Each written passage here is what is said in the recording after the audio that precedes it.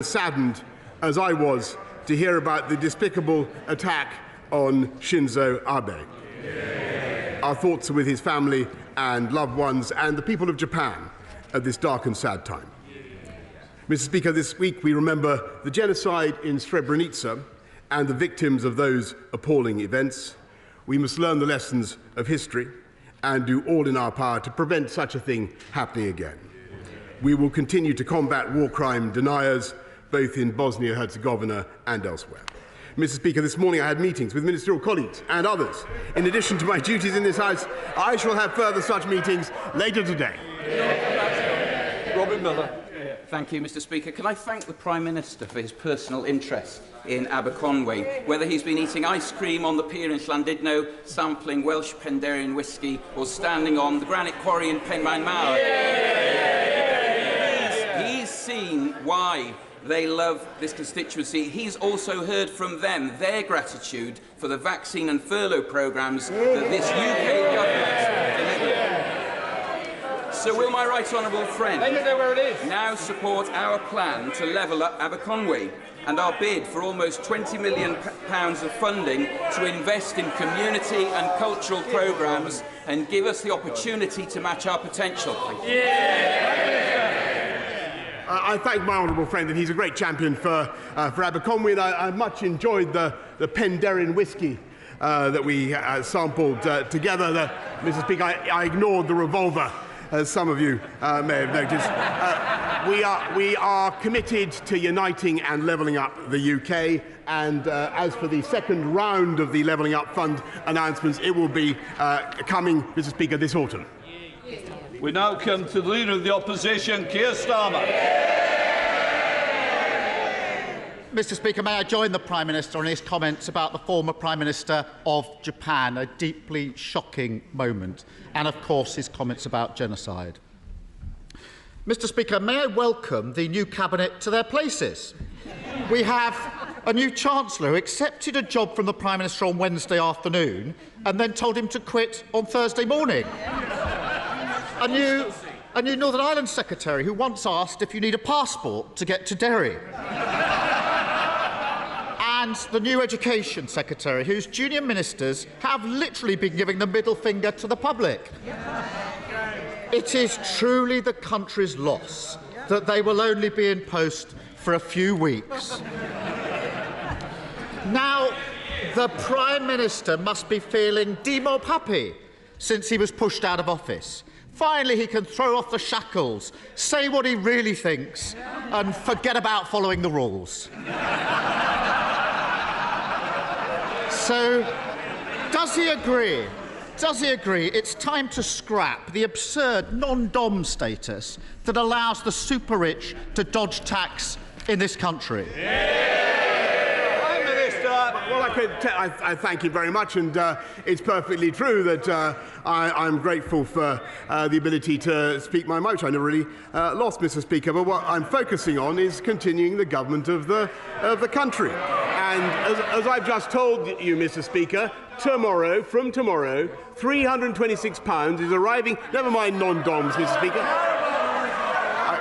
Doms or non-doms, I don't mind. £326 is arriving in the bank accounts of 8 million vulnerable people. And how can we do that? Because we took the decisions to get the strong economy that we currently have that I'm afraid were resisted by growth in May at 0.5%, Mr. Speaker, which they weren't expecting. We have. As I've told you before, Mr. Speaker, 620,000 more people in payroll employment than before the pandemic began. And one of the consolations of leaving office at this particular time, Mr. Speaker, is that vacancies are at an all-time high. Keir Starmer. Cut him some slack. Faced with an uncertain future, a mortgage-sized decorator's bill that'll be soon for somebody else's flat, I'm not surprised he's careful not to upset any future employers. So here's an even simpler one. Does he agree that offshore schemes can pose a risk because some people use them to avoid tax they owe here? Prime Minister. Order. Mr. Speaker, I'm proud of the investment that this country attracts from around the world, and he's talking about people from offshore people investing in the UK. I'm absolutely thrilled to see that we've had, I think, 12 billion in tech alone come in the last couple of months. I think it's possible, Mr. Speaker, he's referring not to me, but to some of the 8 brilliant candidates who are currently vying for my job. Let me just tell him that any one of them will wipe the floor with Captain.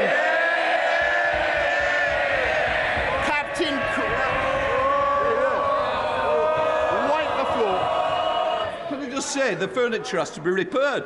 And one of the members already had one bill. I'm sure he doesn't want another. Prime Minister. Any one of them would wipe the floor with Captain Crasheroony Snoozefest, Mr. Speaker. And after a few weeks' time, that is exactly what they will do. They will unite around the winner and do just that. Yes, Starmer. He's been saying all week that he wants revenge on those that have wronged him. Here's an idea, Prime Minister. If he really wants to hit them where it hurts, he should tighten the rules on tax avoidance. But at the very least, does he agree that anyone running to be Prime Minister should declare where they and their families have been domiciled for tax purposes and whether they've ever been a beneficiary of an offshore tax scheme? Prime Minister. Mr. Speaker, to the best of my knowledge, everybody in this Parliament, everybody in this House pays their full whack of tax in this country, and I think that people should, members across the House should cease this constant vilification of each other. I think people pay their fair share of taxes, and quite right. What we're doing, and it's thanks to the tax yield that we have had, that we're able to support the people of this country in the way that we are. So we've been able to increase universal credit by £1,000, Mr. Speaker. We're putting £326 into from tomorrow into the bank accounts of those who need it most, Mr. Speaker. And thanks to the policies we have pursued, as I have just told you, we have unemployment at or near record lows. And that is what counts, Mr. Speaker. No, they are very happy to see people languish on benefits. We believe in getting people into good jobs. And I'm looking for one. Mr. Speaker, I'm not sure he's been keeping up with what's happening in the last few days. Over the weekend, the candidates to replace him have promised £330 billion in giveaways. That's roughly double the annual budget for the NHS. Sadly, they haven't found time to explain how they're paying for it, even though one of them's the Chancellor and another one was Chancellor until a week ago. They all backed 15 tax rises. Now they're acting as if they've just arrived from the moon, saying it should never have happened. Doesn't he agree that rather than desperately rewriting history, they should at least explain exactly where they're getting all this cash from? Prime Minister. Actually, Mr. Speaker, he's completely wrong. I've been listening very carefully, and all the commitments that I'm listening to are very clear. We will continue. Whoever is elected will continue to put more police out on the street, exactly as we promised. Already at 13,576, we're going to go up to 20,000. Whoever takes over will build. They always complain about this, but we will build the 40 new hospitals, Mr. Speaker. And I asked my delivery unit yesterday. Well, they don't want it. They don't like it, Mr. Speaker, because they voted against the funding. They voted against the funding that makes it possible, Mr. Speaker. And they have also, just in the last period in which he has been in office, made extra commitments of public spending worth £94 billion, which would be thousands of pounds of extra taxation for every family in the country, Mr. Speaker. That's the difference between them and us. Yes, Starmer. Totally deluded to the bitter end. Now, to be fair... Mr. Alden, I think that's the last time I hear from you today. I think otherwise you might be able to buy a couple of other people cups of tea. Yes, to be fair to the new Chancellor, he's at least attempted to spell it out. He's promised tens of billions in tax cuts and confirmed he would cut the NHS, the police and school budgets by 20% to fund it. The member for Stratford and Gibraltar is complaining, but he said it on TV. And yesterday he said it's simply not right that families are seeing their bills skyrocket and we do nothing. Was the Chancellor speaking on behalf of the government, Prime Minister, when he promised huge spending cuts and when he said that they're doing nothing on the cost of living crisis? Prime Minister. Look, Mr. Speaker, this is really pitiful stuff from the party that voted against the £39 billion which is necessary to pay for those 50,000 nurses which we're recruiting, and we will recruit by 2024, Mr. Speaker, which is necessary to pay for those hospitals and those doctors and those scans and that treatment. They don't have a leg to stand on, Mr. Speaker. And I can tell him something else. The reason we've got growth now at 0.5% in May is because we took the tough decisions to come out of lockdown on July the 19th last year, which he said was reckless. Never forget, he said it was reckless. Our economy would not be strong enough now to make the payments we are to our fantastic NHS, and they know it. Stop up. I really am going to miss this weekly nonsense from him. Let's move on. Let's move on from his current Chancellor to his former Chancellor. Last week he resigned, accusing the Prime Minister of not conducting government properly, competently or seriously. He suggested the Prime Minister is not prepared to work hard or take difficult decisions, and implied that the Prime Minister cannot tell the public the truth. Yesterday, he claimed his big plan is to rebuild the economy. Now, even the Prime Minister must be impressed by that Johnsonian brass-neckery. Can the Prime Minister think of any jobs his former Chancellor may have had that means he bears some responsibility for an economy that he now claims is broken? Prime Minister. Mr. Speaker, I think everybody who's played a part in the last 3 years has done a remarkable job in helping this country through very difficult times. I just want to say to him, really, Mr. Speaker, the next leader of my party may be elected by acclamation, so it's possible this will be our last confrontation over this. It's possible. So I want to thank him. I want to thank him for the style in which he's conducted himself. I think it'd be fair to say he's been considerably less lethal than many other members of this House. And I'll tell you why that is. Because he hasn't come up. Can I just say to this end of this front bench, I expect better behaviour, and I'm certainly going to get it. Prime Minister. Yeah. There's a reason for that, Mr. Speaker. Over 3 years, in spite of every opportunity, he's never really come up with an idea, a plan, or a vision for this country. And I can tell you that at the end of 3 years, Mr. Speaker, we got Brexit done, which he voted against 48 times. We delivered the first vaccine in the world and rolled it out faster than any other European country, which would never possibly listen to him, Mr. Speaker. And we played a decisive role in helping to protect the people of Ukraine from the brutal invasion of Vladimir Putin and helped to save Ukraine, Mr. Speaker. And I'm proud to say that we are continuing, and every one of the 8 candidates will continue, with the biggest ever programme of infrastructure, skills and technology across this country to level up in a way that will benefit the constituents of every member of this House, Mr. Speaker. And it's perfectly true that I leave not at a time of my choosing. And it's absolutely true. But I am proud of the fantastic teamwork that has been involved in all of those projects, both nationally and internationally, Mr. Speaker. And I'm also proud of the leadership that I have given. And I will be leaving, Mr. Speaker. I will be leaving soon with my head held high.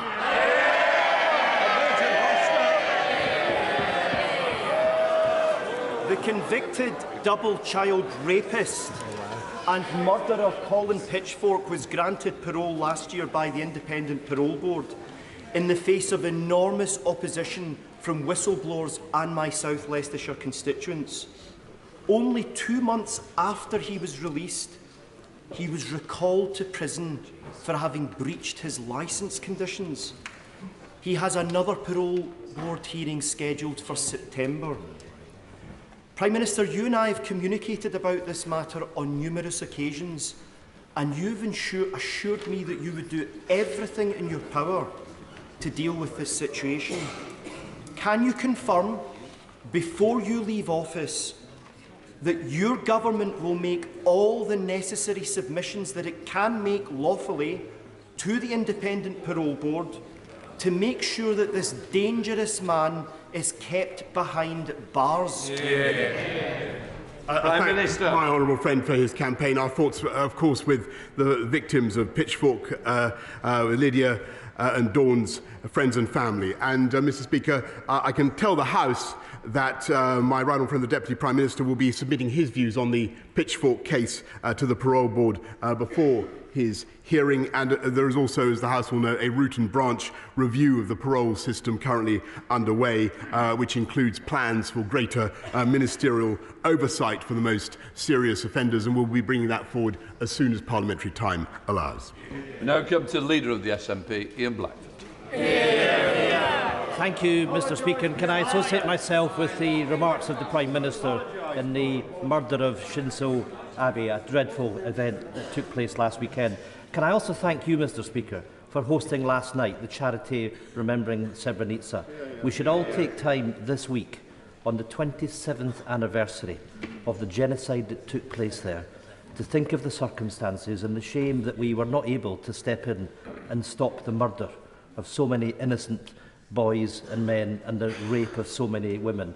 And that we must learn the lessons from that. And of course, at this time, we think very much of those in Ukraine that are facing a war criminal, and make sure that those responsible are ultimately held to account for crimes against humanity.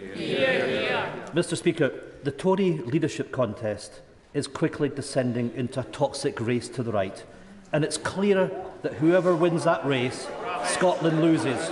The former Chancellor has pledged to govern like Margaret Thatcher. The current Chancellor is threatening 20% cuts to the NHS and public services. And they're all trying to outdo each other on an extreme Brexit, costing the economy billions. Is the real reason that the Prime Minister won't endorse any of these awful candidates because whoever becomes the next Tory leader will make Genghis Khan look like a moderate? Prime Minister.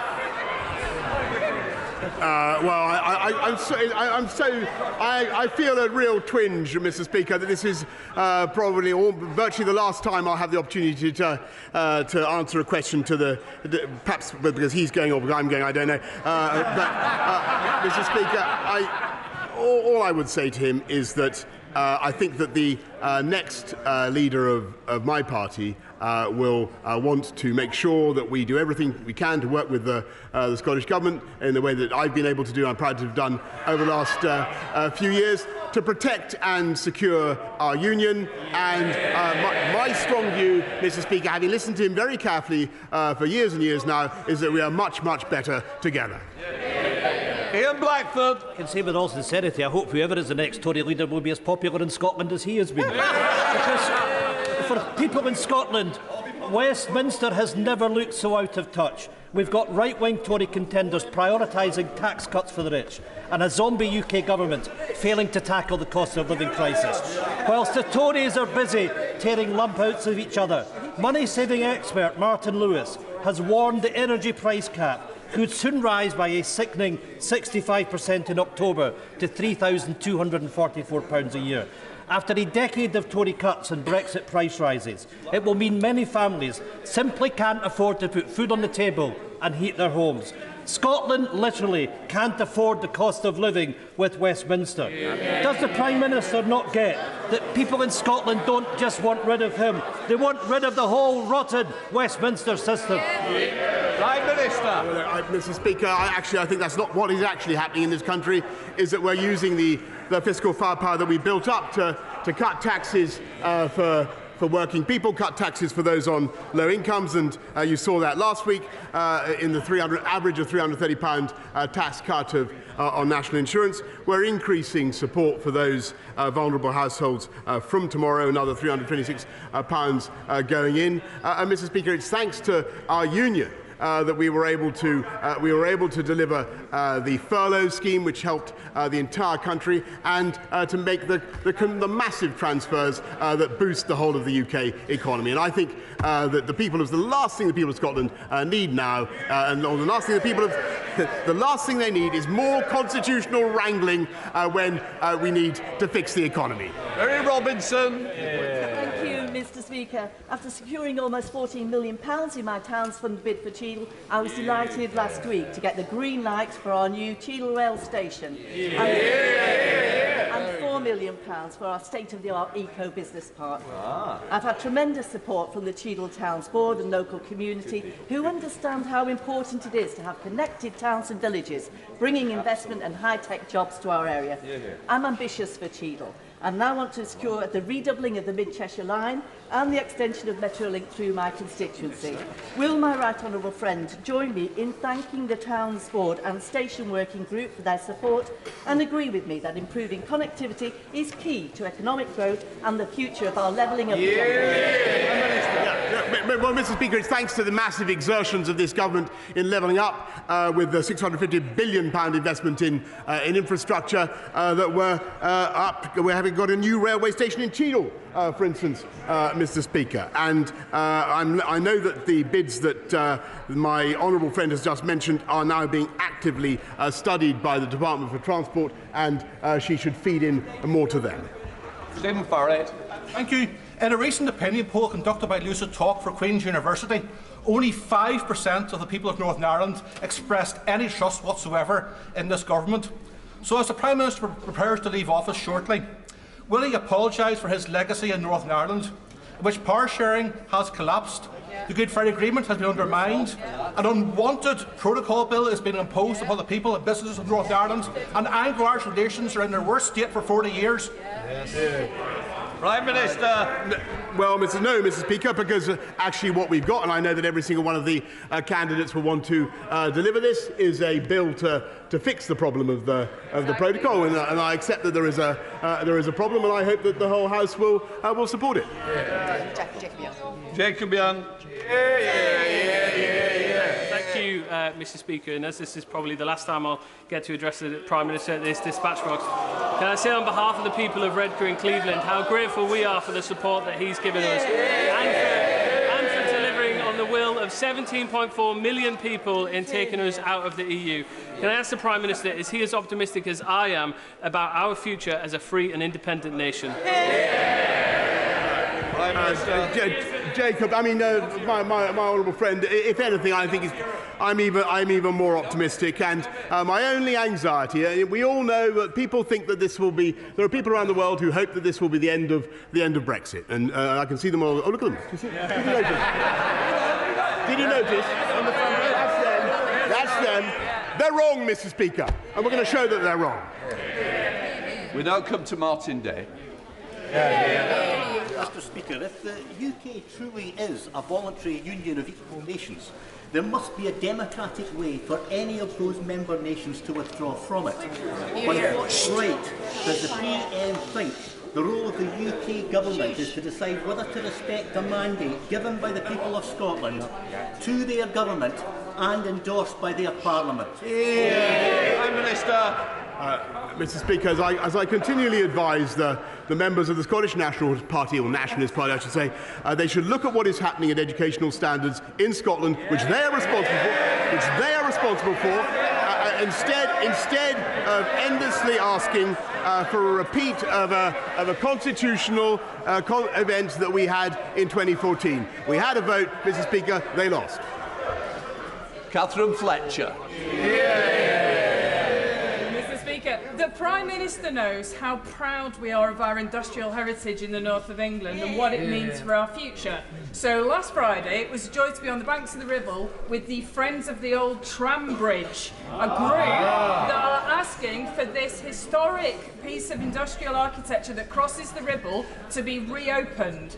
Vote for the utility and because we're bloody proud of it. So, does the Prime Minister share my hope that Preston City Council will include the plans to get the bridge reopened as part of their Levelling Up Fund bid? Prime Minister. Mr. Speaker, I think it's possibly fair to say that I'm responsible for building more river crossings than anybody else in this House, including and bridges. Including Suggett's Lane crossing, Mr. Speaker, which I delivered for my honourable friend. I think at this stage in my political career, I could not, in all honesty, promise that I can deliver this bridge, Mr. Speaker. But I think that she has 8 people to whom she could direct that request right now, and she's in a strong bargaining position. Mr. Speaker. Let's have a Robert. Child poverty has increased in every part of Wales in the last 7 years under Tory cuts to public services and malign welfare policies. In the communities I represent, 37% of children are now growing up in poverty. He has one last chance to make a real difference to these children's lives before he leaves office.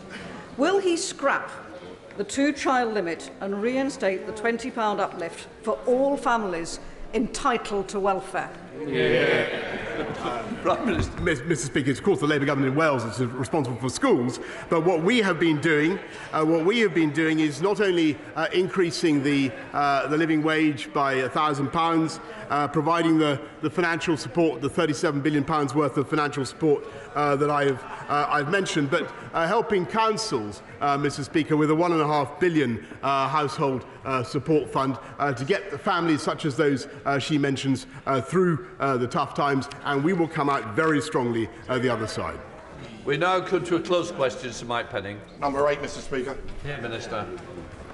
I thank my honourable friend. I'm delighted that there will be a new hospital scheme in this area. I'm told that the local hospital trust have considered a full range of options, and that they consider that new hospital builds at Watford General, alongside further investment at Hemel Hempstead and St Albans hospitals, represent the best option for health services in the area.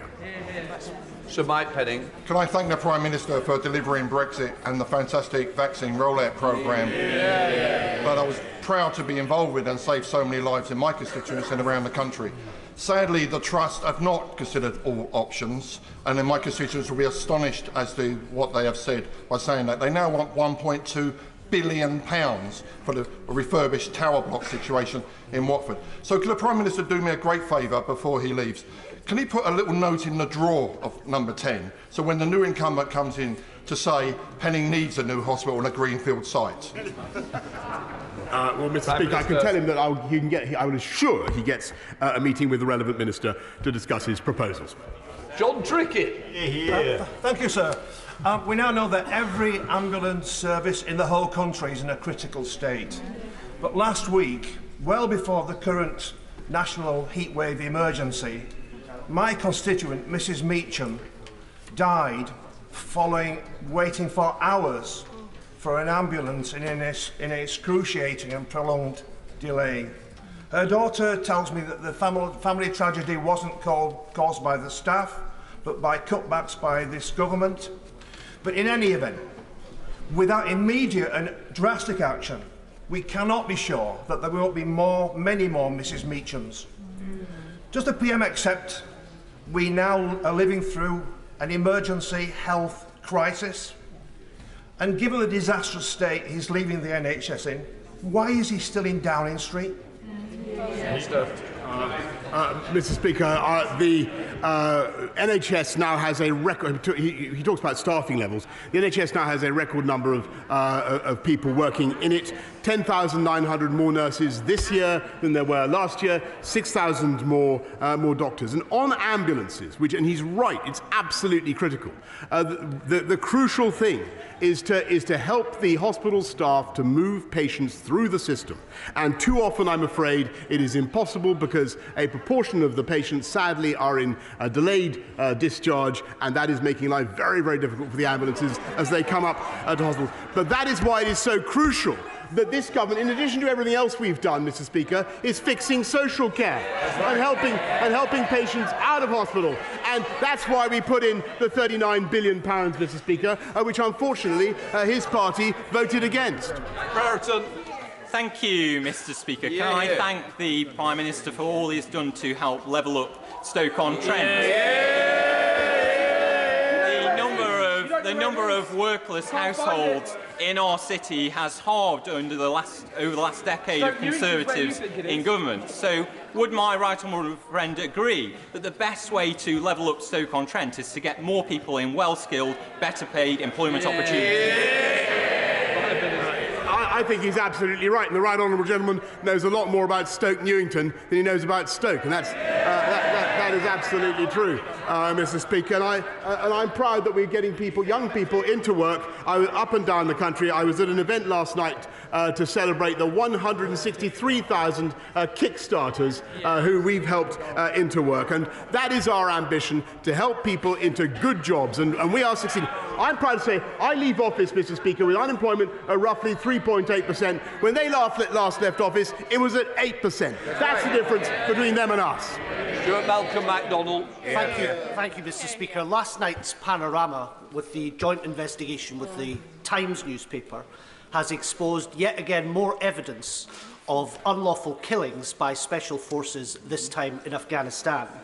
When this came up before, the government, and in particular the MOD, was determined to sweep this under the carpet. But those who serve in uniform and the public they protect deserve better than this. These aren't vexatious claims from campaigning lawyers. They come from within the armed forces themselves, and indeed from our allies in Australia. So will the Prime Minister commit to an Australia-style independent inquiry as backed by General Lord Richards? But more broadly, hasn't the case been made again for democratic oversight of special forces? Prime Minister. Mr. Speaker, it's a long-standing practice, I think, accepted on both sides of this House, that we do not comment on special forces. That does not mean that we in any way accept the factual accuracy of the claims to which he is alluded. On the other hand, Mr. Speaker, nor does it mean that anybody who serves in Her Majesty's Armed Forces is above the law. Can I just warn other members that there is a sub judice on this? I allowed that question because it was very general, and that's the only way I would ever allow it to be discussed. Andrew Lower. Thank you, Mr. Speaker. In the last few years, campaigning and persistence have led to the construction of a new children's A&E, and just this year a new main A&E for Northampton General Hospital in my constituency. Building on this success, what the town now needs is an urgent treatment centre.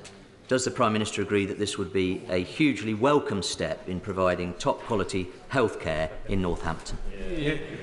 Prime Minister. Mr. Speaker, as I mentioned, I think earlier on, we're engaged in a massive programme of improvements and building and rebuilding in our NHS estate. I think that, with great respect to my honourable friend, this is a decision that he's going to have to continue to lobby for. I think the local NHS bodies will have to make up their minds on that one, but I'm sure he will continue to make lively representations.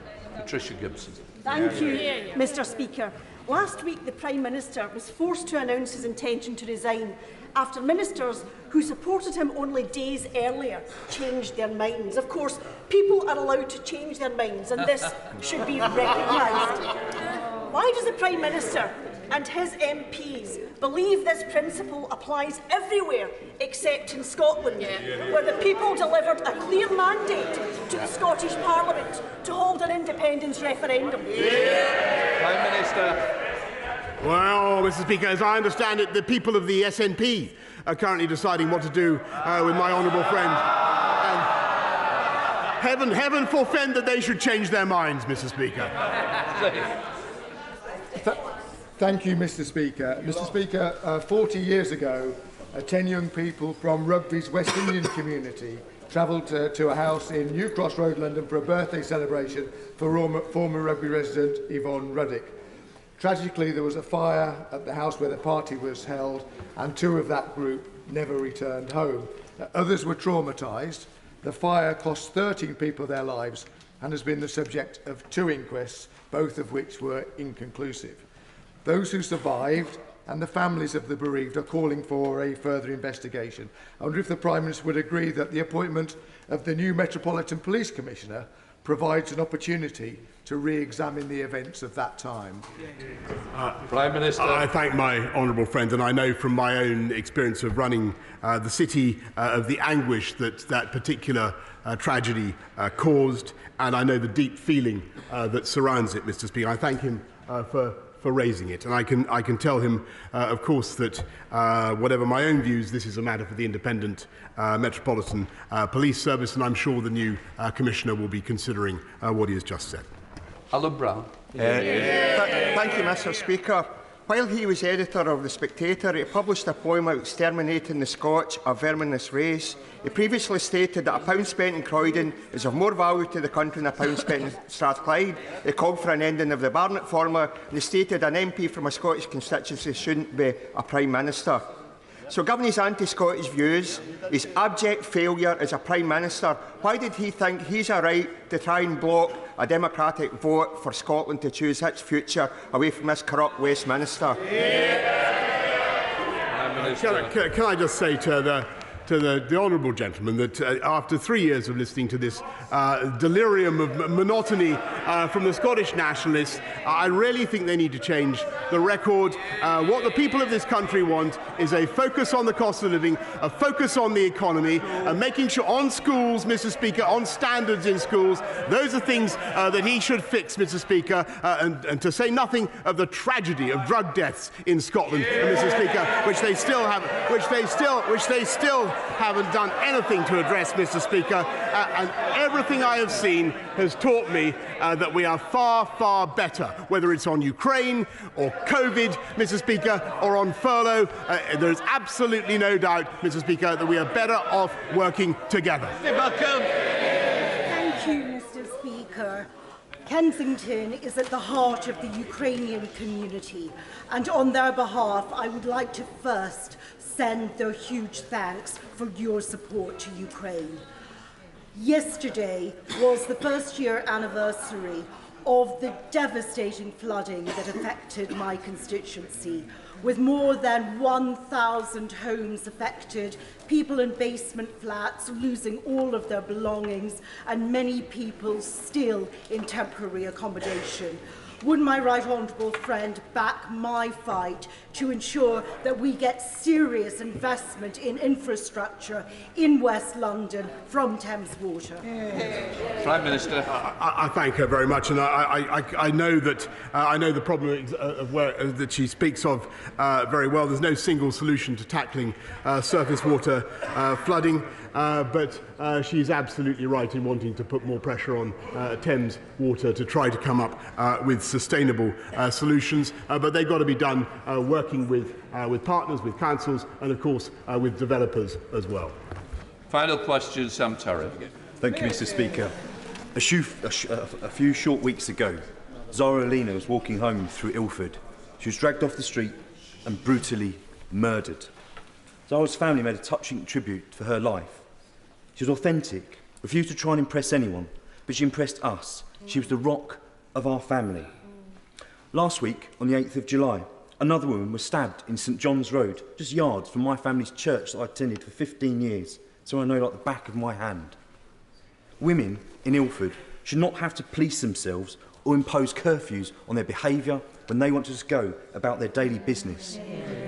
So, Mr. Speaker, I want to know whether the Prime Minister will commit to greater allocation of funding in terms of policing that's targeted on specialist knife crime into Ilford and across all of that part of North East London. And in addition, Mr. Speaker, what measures will this government actually take that will make a difference to the lives of women? Will they toughen sentences for rape, stalking, domestic violence, and put in place proper police support to end, Mr. Speaker, the epidemic of violence in this country against women and girls.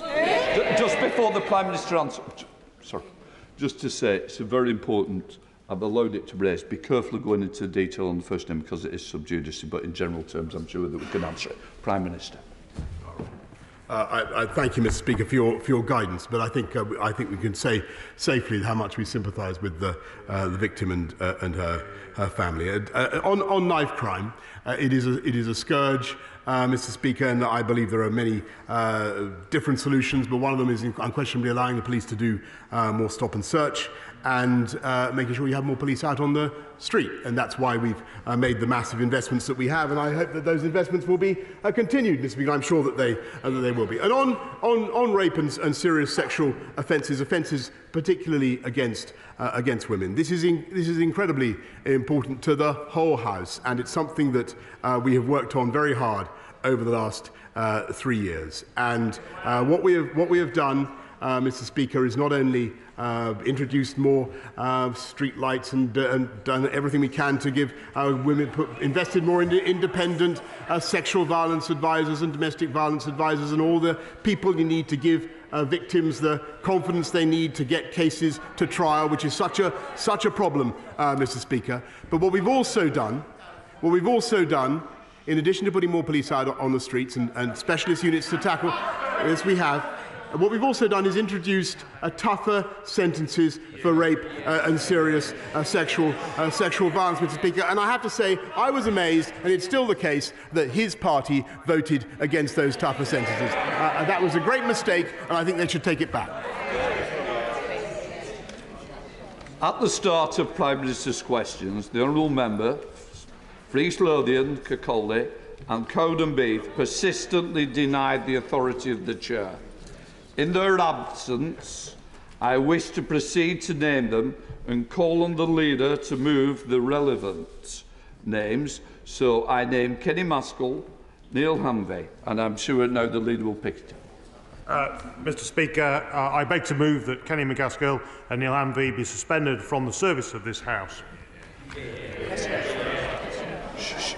The question is that Kenny McCaskill and Neil Hanvey be suspended from this House. As many of their opinions say aye. Aye. Of the contrary, no. We now move to the urgent question at Colwell Streeting. No, taking a point. Jacob, I knew what you were doing. Thank you.